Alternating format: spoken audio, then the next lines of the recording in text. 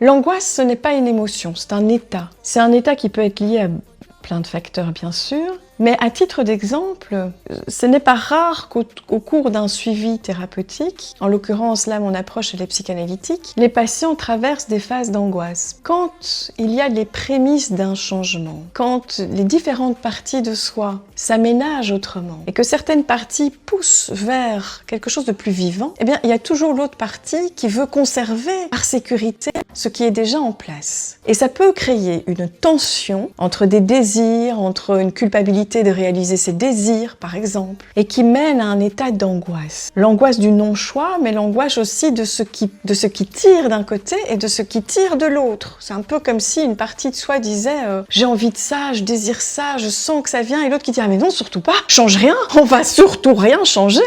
Ça peut créer un état où on sent dans la poitrine, c'est oppressé, etc. Et c'est pas rare que je dise à un patient mais peut-être que vous angoissez parce que vous avancez dans le fond.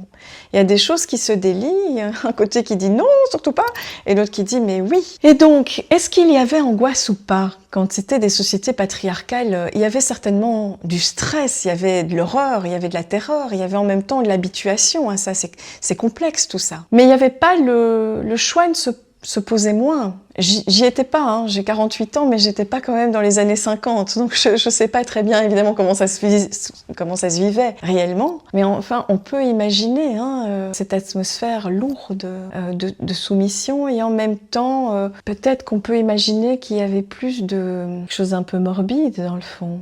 Si le désir n'a pas sa place, comment on fait pour vivre vraiment? Est-ce qu'on survit pas?